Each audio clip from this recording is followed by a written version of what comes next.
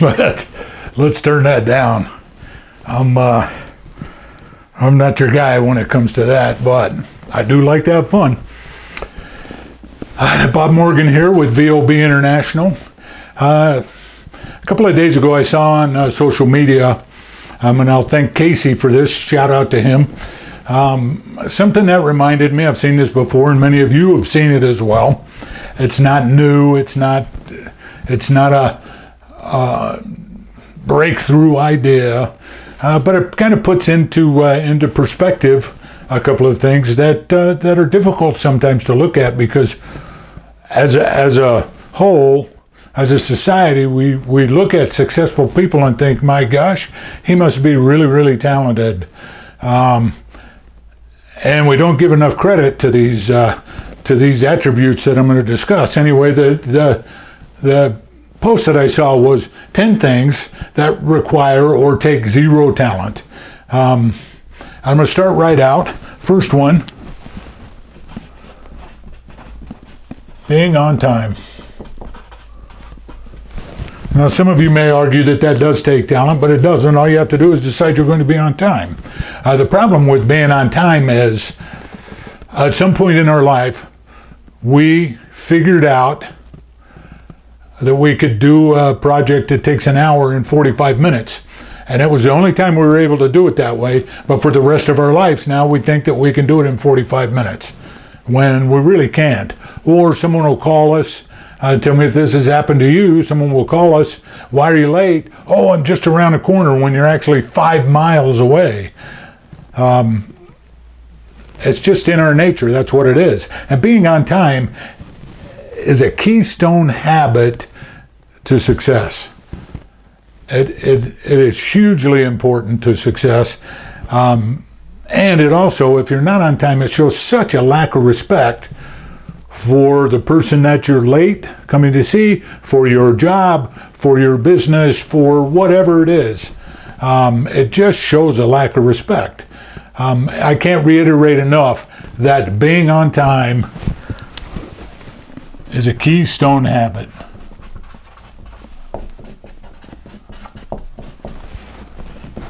If you get nothing else out of this 10-minute video, I hope that you realize how important it is to be on time. Number 2 is work ethic. Say that 3 times really fast. Let's see you get away with that one. Work ethic. Motivation. Whatever you want to call it. Now I'm going to use an example for somebody I do not like. He probably is the least favorite player I've ever seen in the NBA, even though I'm a Lakers fan, and that's Kobe Bryant. The story's told, and Kevin Durant tells it, of 2008, when they were in the Olympics. The team had practiced, and they were back at the hotel. Kevin Durant comes out and he sees Kobe getting on the bus to go back to the practice facility, so he jumps on too and goes with him. And what does Kobe do? Sets up 7 or 8 spots around the 3-point circle and shoots until he makes 50 from each one of them. Arguably the best player in the NBA at the time, one of the greatest players to ever play the game, with a work ethic like that. Unbelievable. The motivation that it takes to do something like that overcomes talent every time. Next. Effort. I'm going to use another sports analogy, which I don't use very much, but I think these two really show or showcase these 2 attributes. Effort is more important than almost any of the others that you put into this. The more effort you put in, the more successful you're going to be at what you're doing. John Smoltz is a good example of this. He was a great starting pitcher. Would he have made it to the Hall of Fame? No.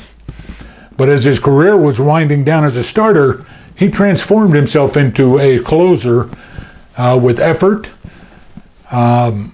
with work ethic, and ended up, now he's in the Hall of Fame as a closer, and a starter.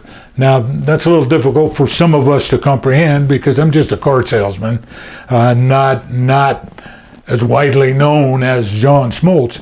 But in my business, effort means everything. Next, body language.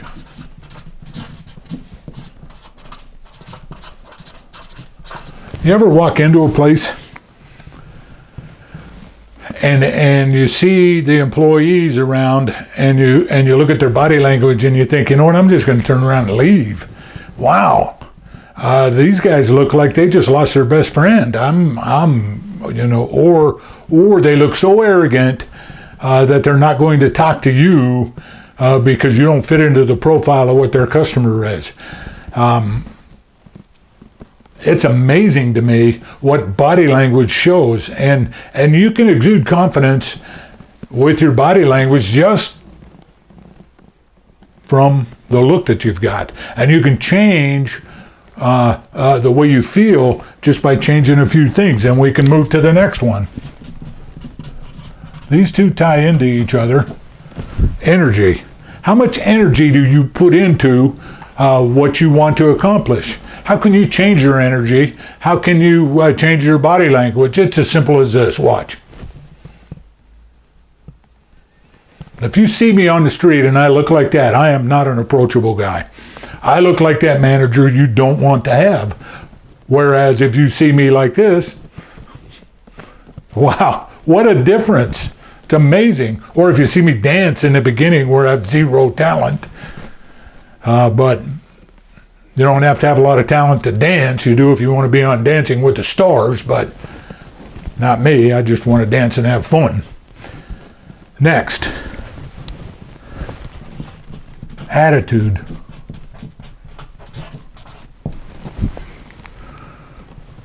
One of the most trite sayings that you'll ever hear is, if life gives you lemons, make some lemonade. Whatever it throws at you, it's up to you how you're going to feel about it. Lunch today. I'm standing in the line, a little bit busy. I must have picked a bad time to go to lunch, or a good time, I don't know, because I got a great example out of this. A bunch of high school girls came in, and I know they were high school girls, just from what they were talking, but they were noisy. All of them talking at once, and they got in line behind me, and as I'm standing there, I lean back a little bit, and one of them slides in front of me. As we go through, she orders, turns around and realizes what she's done, and she says to me, "Oh, I am so sorry. I didn't mean to butt in front of you."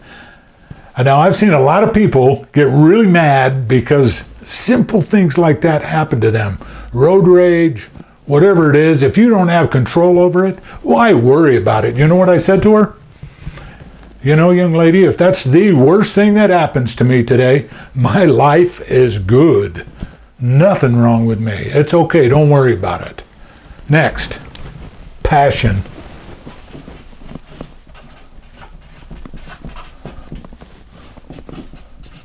I'm going to write a word up next to it because passion trumps fear always. Almost everything we do is driven by fear. Fear of loss, fear of whatever it is. We're afraid of the unknown. But your passion can overcome that. And I tell, in my training, I tell salespeople this all of the time. The only way to overcome fear is to be passionate about what you're doing and practice. You just have to do it. It's amazing what will happen. But passion trumps fear. Next. Coachable. It amazes me how many people, how many salespeople, especially in this world, are not coachable.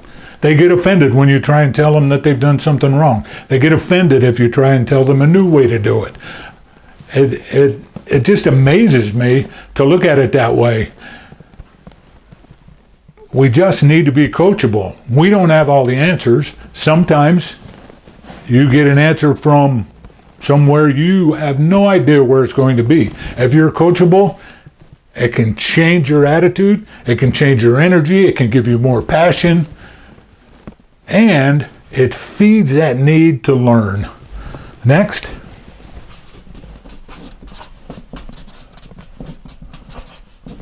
Do extra. Do more than your job. There used to be a show back in the 70s, and maybe I'm telling my age now, called Chico and the Man. And whenever he got asked to do something that wasn't part of his job description, he said, "It's not my job."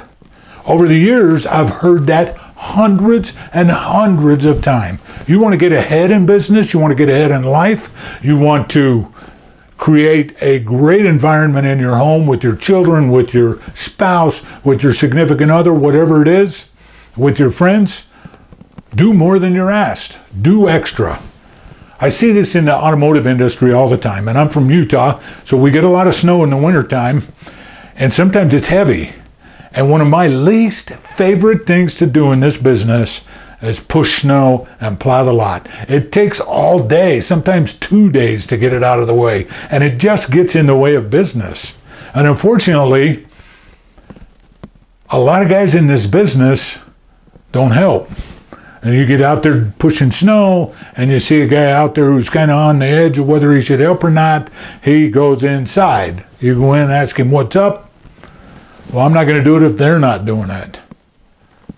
Sounds like we're 7, 8 years old and we're saying, "Mom, his piece of the pie is bigger than mine."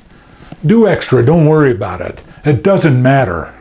It really does not matter. Last of all,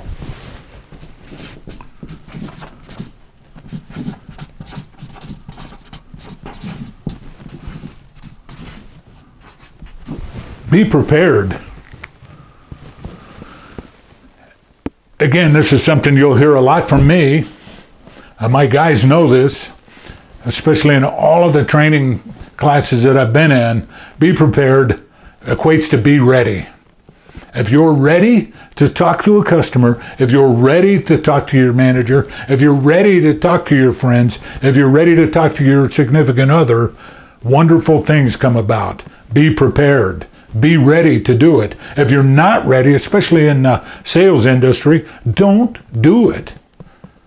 How easy is it to get yourself ready? Easy as this. That's it. Be prepared though. Study.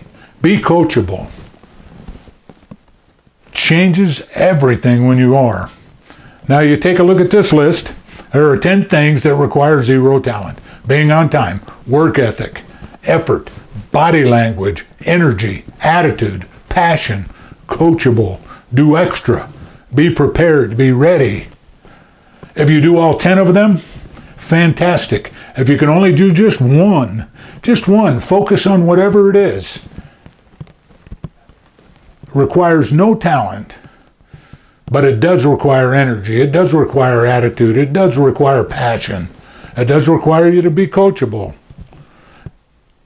Take a moment, change your life, look at these 10 things that require no talent, incorporate them into what you do, and change your world.